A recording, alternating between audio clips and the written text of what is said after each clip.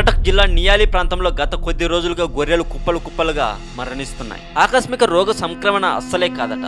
అస్పష్టమైన దాడితో ఈ జీవులకు అకారణంగా మరణిస్తున్నట్లు గ్రామంలో తీవ్ర భయాందోళనలు చోటు చేసుకుంటున్నాయి. శాలలో కట్టి ఉంచిన గొర్రెలపై ఈ దాడులు జరుగుతున్నాయట. గొర్రెల్ని చీల్చి చెండాడి చంపేస్తున్నట్టు వాస్తవ దృశ్యాలు రుజువు చేస్తున్నాయి. అయితే ఇదంతా మానవ కృత్యమా, అదృశ్య శక్తి దాడుల, క్షుద్ర శక్తుల ప్రయోగమా, కక్షదారుల కుట్ర, ఇలా ఎన్నో సందేహాలు. ఆ గ్రామస్తులు తల్లడిల్లుతున్నారు. విష ప్రయోగం అయితే కానే కాదు అని స్పష్టమైంది. ఈ పరిస్థితుల్లో అద్భుత రూపం దాల్చిన జీవి గొర్రెల్ని హతమార్చుతుందని సోషల్ మీడియా వైరల్ బలం పుంజుకుంది. మేకపోతు రూపంతో ముఖం మినహా శరీరం అంతా మానవ ఆకృతి కలిగిన ఉన్నట్టు ఈ ప్రసారం దుమారం రేపుతుంది. ఈ ప్రసారంలో ఎంత మాత్రం నిజం లేదని రాష్ట్ర పశు సంవర్ధక విభాగం మంత్రి డాక్టర్ దామోదర్ రౌత్ తెలిపారు. ఇదంతా దుమ్మలగొండి దాడి అయి ఉంటుందని ఆయన అభిప్రాయపడుతున్నారు. దాడి చోటు చేసుకున్న శాల పరిసరాల్లో కొన్ని అంతు చిక్కని పాదముద్రల్ని గుర్తించారు. దాడులకు గురైన శాలల్ని పరిశీలించారు. ఏదో జంతువు ఈ చర్యకు పాల్పడుతున్నట్లు ఈ ఛాయలు స్పష్టం చేస్తున్నాయి. దాడుల్లో కొన్ని గొర్రెలు అదృష్టవశాత్తు స్వల్పంగా గాయపడి ప్రాణాలతో బయటపడుతున్నాయి. వీటిపై మిగిలిన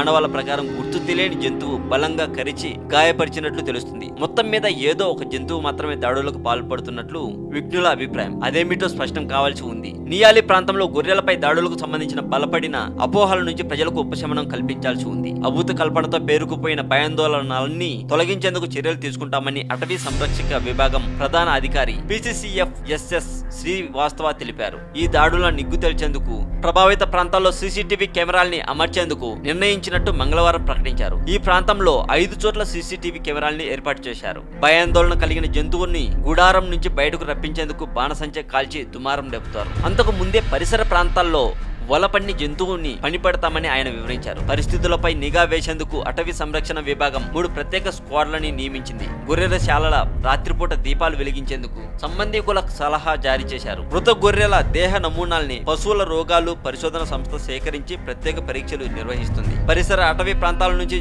జనావాసం నుంచి ఏదో ఓ జంతువు తరలి వచ్చి గొర్రెలపై దాడికి పాల్పడుతుందనే భావనతో నియాలి గ్రామస్తులు గాలింపు ప్రారంభించారు. రాత్రిపూట పరిసర బొనోసాహి గ్రామం ప్రాంతంలో రాత్రంతా చీకటిలో నిఘా వేశారు. అంతు చిక్కని జంతువు దాడుల్లో 2-3 రోజుల్లో 150 పెంపుడు గొర్రెలు మరణించాయి. ఇదంతా భువనేశ్వర్ లో జరుగుతున్నట్లు సమాచారం. ఈ సమాచారం మీకు నచ్చినట్లయితే లైక్ కొట్టండి.